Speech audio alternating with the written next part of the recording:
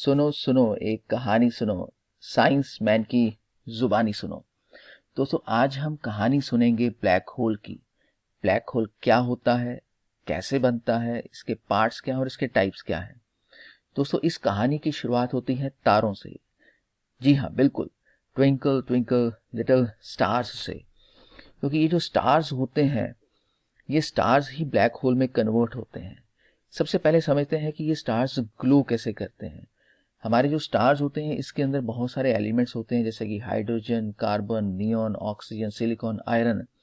ये जो हाइड्रोजन है सबसे पहले आपस में फ्यूज होता है, और जब आपस में फ्यूज होता है तो वो हीलियम को रिलीज करता है, साथ में बहुत सारी हीट को रिलीज करता है। वो जो बहुत सारी हीट रिलीज होती है वो एक ईंधन का, एक फ्यूल का काम करती है, जिससे क्या होता है, स्टार ग्लो करता है। और एक स्टार के अंदर ग्रेविटेशनल पुल भी होता है उसके मैटर के कारण। और नॉर्मली क्या होता है, ये जो ग्रेविटेशनल पुल है और ये फ्यूल है आपस में बैलेंस मेंटेन करते हैं। ना ग्रेविटी स्टार को अपनी तरफ ज़्यादा पुल करती है, ना ही फ्यूल बहुत ज़्यादा हो जाता है कि वो ग्रेविटी को डोमिनेट करे। तो दोनों बैलेंस रखते हैं, जिसके कारण क्या होता है कि जो स्टार है वो ग्लो करता रहता है। पर क्योंकि हर एक का एक लाइफ टाइम होता है, तो स्टार का भी एक लाइफ टाइम है। तो हाइड्रोजन बर्न हो जाता है, बाकी जो एलिमेंट्स हैं वो भी बर्न हो जाते हैं। आयरन से वो हीट इतना प्रोड्यूस नहीं हो पाता। तो धीरे धीरे क्या हो जाता है कि सारा जो एलिमेंट्स हैं, वो फ्यूल है, वो खत्म हो जाता है। वो जब फ्यूल खत्म हो जाता है तो ग्रेविटी क्या हो जाती है, वो डोमिनेट करना शुरू कर देती है। जब ग्रेविटी डोमिनेट करती है तो सारे का सारा जो उसका मैटर है स्टार का, वो एक ही पॉइंट पर ग्रेविटी के कारण इकट्ठा हो जाता है, और स्टार इनफाइनाइट डेंस बन जाता है। और इनफाइनाइट डेंस बन के वो क्या हो जाता है, वो ब्लैक होल बन जाता है। वो ब्लैक होल बन जाता है। तो इस तरीके से दोस्तों एक ब्लैक होल का ओरिजिन होता है ड्यू टू इमेंस ग्रेविटी। इसको थोड़ा सा और आगे समझते हैं जब हम डिस्कस करेंगे why the name black hole. तो मान लीजिए वो जो स्टार था वो क्या है, वो एक शीट की तरह है, एक इलास्टिक शीट है। और जो उसका मैटर है वो ये उसका मैटर है। जब फ्यूल खत्म हुआ तो वो जो शीट है वो थोड़ा सा क्या हुआ, दब गया। जब फ्यूल और खत्म हुआ तो ग्रेविटी के कारण, या आप कह सकते हैं कि मैटर बढ़ता गया, ग्रेविटेशन पुल बढ़ता गया, क्योंकि जितना मैटर होगा उतना ज्यादा ग्रेविटेशनल पुल होगा। This is law of gravitation. और जब मैटर सारे का सारा हमारे पास, जब मैटर सारे का सारा हमारे पास, क्योंकि जब फ्यूल खत्म हो गया यहाँ पे इकट्ठा होना शुरू हो गया, तो ये जो रीजन है, ये रीजन क्या बन जाएगा, ये रीजन बन जाएगा एक बहुत ज्यादा डेंस और इमेंस ग्रेविटी का, कि यहाँ पर अगर कुछ भी आएगा तो वो एस्केप नहीं हो पाएगा। क्यों ब्लैक होल नाम है, क्योंकि कुछ भी आ रहा है यहाँ पर इस जगह पर, तो वो एब्जॉर्ब ही हो रहा है, रिफ्लेक्ट नहीं हो पा रहा, रिफ्लेक्ट नहीं हो पा रहा। तो हमें अगर कुछ भी रिफ्लेक्ट नहीं हो पा रहा तो सब कुछ ब्लैक नजर आएगा। इसलिए इसका नाम क्या बन गया, ब्लैक होल।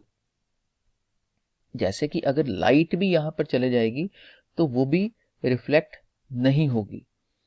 तो इसके पार्ट्स क्या है, पार्ट्स में ब्लैक होल का जो भी कॉन्सेप्ट हमने डिस्कस किया वो फिर से आएगा। तो सबसे पहले हम समझते हैं इसका जो पार्ट है वो क्या है, सिंगुलैरिटी। सिंगुलैरिटी क्या है, जो अभी हमने डिस्कस किया कि यहाँ पे बहुत सारा मैटर इकट्ठा हो गया, कि यहाँ पर कुछ भी आएगा तो वापस नहीं जा पाएगा। इस रीजन को जहां पर कुछ भी आ रहा और वापस नहीं जा पा रहा, उसको बोलते हैं सिंगुलैरिटी। सिंगुलैरिटी फिजिक्स या मैथमेटिक्स में बोलते हैं ऐसा फंक्शन जिसकी वैल्यू इन्फानाइट हो। ठीक है, तो ये क्या है, इन्फानाइट डेंस है, इमेंस डेंस है। सिंगुलैरिटी तक पहुंचने के लिए किसी भी मैटर को एक रीजन से पास होना पड़ेगा, उसको बोलते हैं इवेंट होरिजन। इवेंट होरिजन को हम बोल सकते हैं बाउंड्री ऑफ ब्लैक होल, या नो मैन जोन, या नो मैन जोन। जब तक कोई भी मैटर इवेंट होरिजन या बाउंड्री या नो मैन जोन को क्रॉस नहीं करेगा, सिंगुलैरिटी तक नहीं पहुंचेगा, तब तक तो वो ठीक है।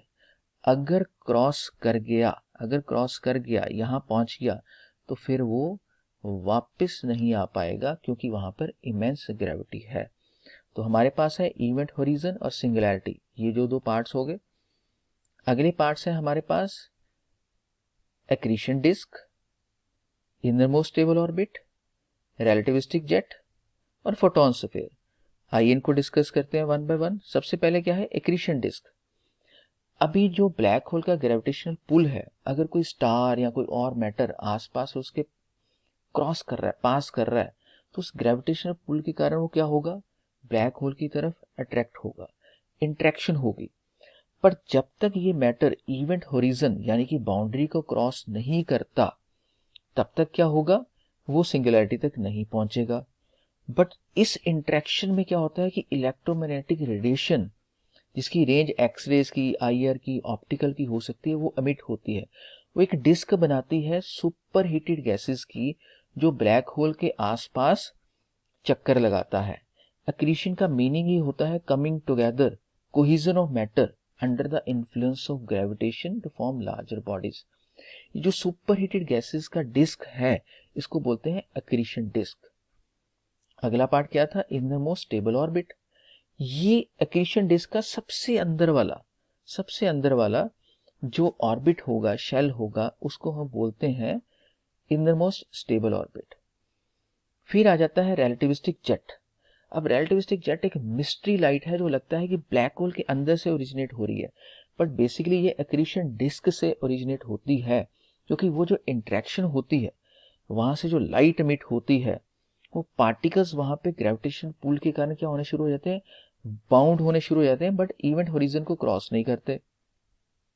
और ऐसे बहुत सारे चार्ज पार्टिकल्स जब इकट्ठे होते हैं, इंटरेक्ट करते हैं आपस में, तो एकदम से स्पीड ऑफ लाइट के इक्विवेलेंट एक रे ऑफ लाइट निकलती है वहां पर, जिसको हम बोलते हैं relativistic jet. Relativistic means relative to the speed of light. ठीक है, मैग्नेटिक फील्ड जनरेट होती है वहां पर, जिससे निकलता है क्या, मिस्ट्री लाइट, जिसको बोलते हैं रिलेटिविस्टिक जेट। और ये ज्यादातर होता है सुपर मैसिव ब्लैक होल्स में। फिर हमारे पास आ जाते हैं फोनोन्स, फोटोन स्फीयर। फोटोन क्या है, वो जो एक्रीशन डिस्क में, रिलेटिविस्टिक जेट में फोटोन्स, क्वांटा ऑफ लाइट जो प्रेजेंट होते हैं इन्फ्लुएंस ऑफ ग्रेविटी में, वो भी एक स्फीयर बना लेते हैं अंदर की तरफ। ठीक है, तो इसको हम बोलते हैं फोटोन स्फीयर। तो हमने क्या क्या पार्ट्स डिस्कस किए, singularity, event horizon, accretion disc, innermost stable orbit, relativistic jet and photon sphere.